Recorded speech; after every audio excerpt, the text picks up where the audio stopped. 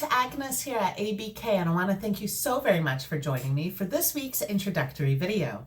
Now this week I am discussing some strategies to be able to cope with the unknowns and the uncertainties that we experience in life. Now these are things that can cause us a great deal of anxiety, and that is completely normal. As humans, we crave certainty, which is why when we're confronted with the unknown, it can create a fear within us. And this fear can often hold us back from taking the necessary steps to create change within our lives. However, if we rest in the known, then we are often cutting ourselves off from a world of experience and excitement and curiosity and growth. And so when we take action on our goals, we have to accept the fact that we don't necessarily know where this path is going to lead us. But we can't let that hold us back from taking those steps. As Carl Jung once said, if the path before you is clear, you're probably on someone else's.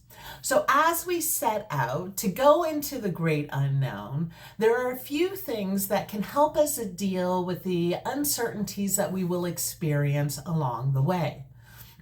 Some of these things include things such as letting go of our desires to control. The vast majority of things that we experience in life come about as a result of things that are truly outside of our control. And as stoicism reminds us, trying to control the uncontrollable only creates a world of frustration. So it is so important that we end up focusing our attention on what we can control to provide us with a peace of mind. Now, the things that we can control include things such as our own actions, our responses to events, and our own mindset. Along those lines, it is super important that we develop flexibility within ourselves to be able to respond to a variety of different situations. If we're flexible, then we're able to adapt easily instead of being held down by rigidity. And this allows us to rebound quickly instead of being held down when we have faced hurdles. It's also so important that we embrace change.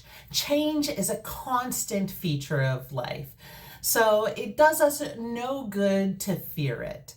Instead, if we embrace it, then again, we're able to easily adapt to new situations as they arrive with ease and grace. A great practice to do is to imagine worst case scenarios. When you imagine worst case scenarios, not only are you preparing yourself for those worst case scenarios, you're also reminding yourself that you're much stronger than you often give yourself credit for. When I practice worst case scenarios, they can be pretty absurd. So then no matter what happens, they won't be as bad as my worst case scenario. And preparing myself for the worst case scenario also means that I'll be pleasantly surprised with anything other than failure. But then I also won't be surprised with failure because I've already prepared myself for that situation. That doesn't hold me down with doubt. Instead, it gives me the confidence to take the actions necessary. The last thing for today is to practice self-reflection. Now, one of the best and most important Stoic books was not written with the intention of it being a book. Instead, it was journals. So follow in the footsteps of Marcus Aurelius and use journals to practice self-reflection so that you can reflect on the uncertainties and the unknowns and give yourself the courage to continue to move forward. Again, I want to thank you so very much for joining me. And if you're feeling a little motivated to take those steps into the great unknown, I encourage you to join me for one of my Work Together videos, where together we will take the actions that are necessary to turn our dreams into reality, hopefully. So this will not be the last time that I'm going to discuss the unknowns and the uncertainties here, because I believe that it is important to have a female touch in the world of Stoicism. Again, thank you so very much. I appreciate you being here. I hope you have a wonderful day, and we'll see you next time. Bye now.